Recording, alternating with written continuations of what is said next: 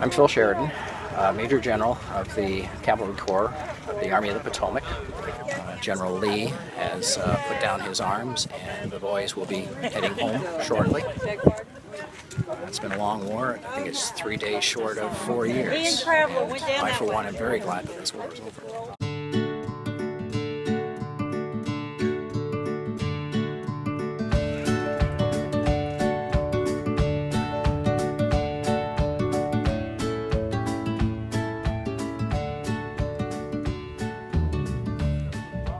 I'm not a big reenactment guy myself. I don't go to a lot of reenactments. I think they're interesting. I think talking to the reenactors themselves on, why do you do this? Why do you go get wet and muddy and eat crummy food and do all that? They're interesting people. From a purely educational point of view, they don't give you a good image of what combat was like. First of all, the reenactment today was a decent-sized reenactment. There were, 50 people in it? Okay, here at Appomattox, there were maybe 70,000 people here, packed in this little town. So you got no sense for the dimensions, no sense for the sound and the fury of it, and no sense for the blood and the gore. They were reenacting a kind of a weird battle where these cannon were shooting at cavalry, horsemen. And the cannon were, in actual, when it happened, shooting something called grape shot, which is 24 balls about that big and shot out of a cannon at once like a shotgun. If that stuff hit a horse, you would have a hard time finding pieces of the horse. It would just, so there's just blood and gore all over everywhere in a battle. Gun number one, ready!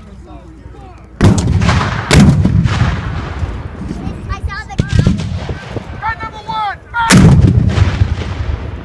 In today's society, we talk about PTSD, and that you read these accounts of these soldiers who feel something warm and wet on the side of their cheek, and they turn around and it's their brother's brains that have been blown out on them. So the reenactments don't capture that.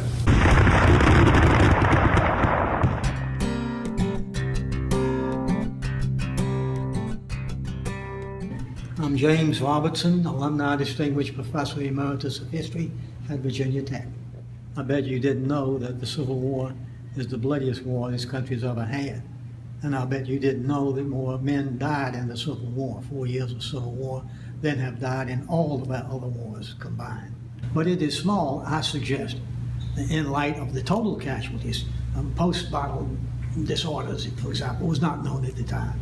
And there is no question but that many of these men who survived the fighting were mentally crippled by what they had seen and experienced. It's all in the newspapers these days with the guys coming back from Iraq and Afghanistan that suffered from PTSD. We didn't know what that was before. But certainly people who've gone through experiences like that have suffered from it. You just didn't recognize it for what it was. A great friend of mine is the head of the psychiatry department at a big medical hospital, and he's one of the experts on PTSD, and he's also a Civil War buff. And he says, look, you read these accounts, and these guys were clearly having the same symptoms that I'm diagnosing and treating today as PTSD. They would fight for 4 years, and then they'd go home, kiss their wife who they haven't seen for 4 years, and they'd say, I'm going to California to live on top of a mountain. Or, I really like this killing stuff. I think I'm going to go out west and kill Indians. And you see that in these incidents over and over again. And they say, classic PTSD syndromes. At the same thing, a lot of the doctors today say that humor is one of the best cures for PTSD. And you'll see some of the wounded warriors, you'll see them on the tube, or you see them at some of the events that you might go to, and they've got wicked senses of humor, and that humor is letting them deal emotionally and psychologically with what they've done.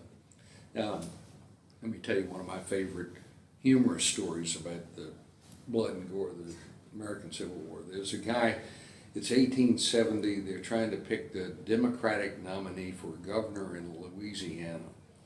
And there was a Louisiana Confederate general named Nichols.